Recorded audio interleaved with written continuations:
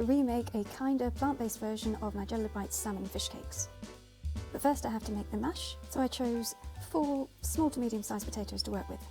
Then it was time to weigh them out on our old-fashioned scale set, which involves lots of playing around with the different weights to work out which one's correct. I guessed around 300 grams, but will I be right? This is honestly like one of those computer games where you have to work out which of the weights is going to make it work, but without a useful hint button. And we have a winner. It's a 4.5, which is actually, as it turns out, probably a bit nearer to 350 grams, but that is about right for this recipe. So it's time to start peeling the potatoes, although stopping after a few seconds when the peeler takes half my nail off, and I wish I had Nigella's contraption. The potato ricer. You don't have to peel the potatoes, you just stick them in and just force it through, and then you can just peel back the skin that stays there, so it makes life so much easier. If only. Anyway, peeled potatoes and then chopped, and we're waiting for the water to boil, and while we are, we will use the secret ingredient for the salmon, which is soya chunks. It's just about a cupful of those. Pop them into a bowl, and now do not do what I'm about to do, which is adding the dill to them now. Wait until they're rehydrated to do this, because it's a total waste when you drain them from the water later.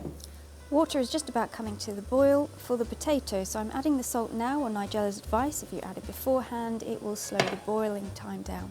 Pop the potatoes into the pan, pop the lid on the top and leave them to cook. Again, ignore the fact that I am about to add a quarter of a nori sheet into the dried soya chunks. This can really wait until you have rehydrated them, so it's a complete waste of time. Your potatoes should be cooked when a fork can easily go through them. Do not do, yet again, what I did, which was to then leave them on the heat and let them go mushy. Take them straight off the heat, but do not drain them yet. Ladle some of that still hot water over your soy pieces, which will start the rehydration process. Back to my unfortunately overcooked potatoes. Do not do this, as you will see in a moment, it ruins everything. Instead, add about a tablespoon to a tablespoon and a half of plant-based milk, and about the same again of just any vegetable oil. You can use olive oil if you would prefer. Then I added about half a teaspoon of salt maybe, and some black pepper, and I also added some nutmeg according to Nigella's original recipe, but I'm not showing me doing this because I probably would have taken off another nail in the process if I did. And with all that in the pan, it's time to start mashing.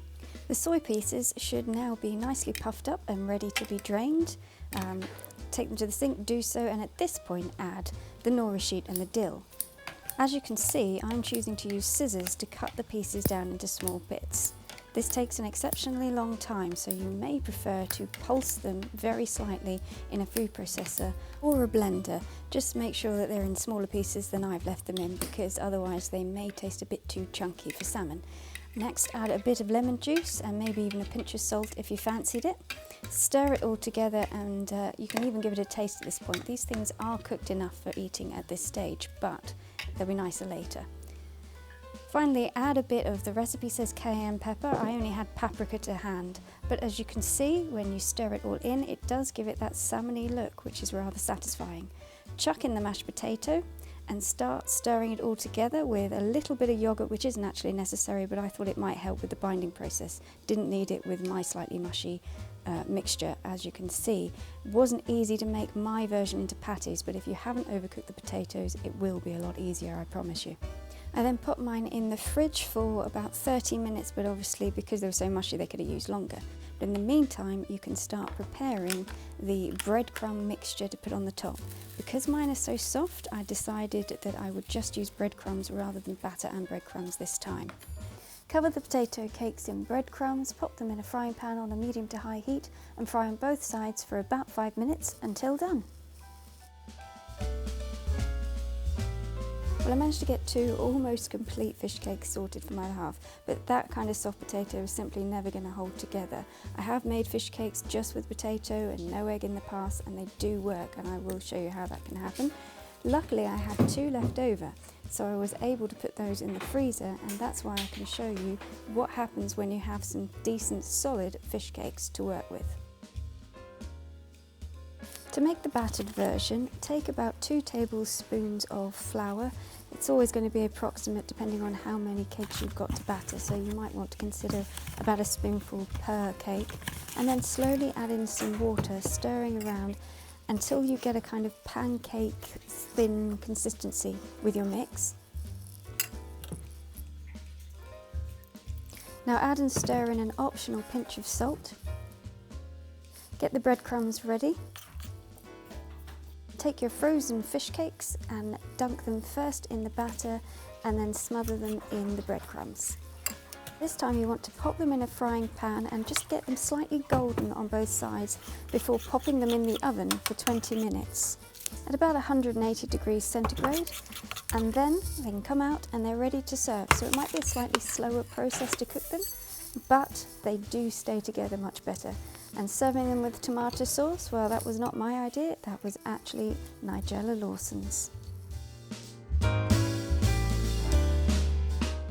Despite how they may have looked and the mistakes that I made in the first attempts, these were actually some very nice fish cakes. Let's just run through the obvious things that I would do differently next time. Tip number 1, don't overcook the mashed potato. Sounds very obvious, but you don't need egg in fish cakes because the mashed potato acts as a binder, so if you overcook it, it kind of ruins things. However, if you do accidentally overcook the mashed potato, like me, you can just make the patties up anyway. Make sure that they're smoothed out before you freeze them, and then take them out from the freezer to coat crumb and cook them, and they work perfectly fine that way. Tip number 3, again unlike me, is make sure that you add your fish flavourings to the soya pieces after they've rehydrated and you have drained them off. Otherwise you're likely to just lose all your herbs down the sink as you're draining them, which is a bit of a waste. And then tip number 4 is make sure you blitz your soya chunks if you're using them into smaller flakes, because if you don't, they can be a bit too big to be mistaken for fish. And one thing my other half said was that he felt that it was a bit more like eating sort of fish flavoured chicken rather than fish itself. So I would recommend blitzing them down if that's what you're going to use.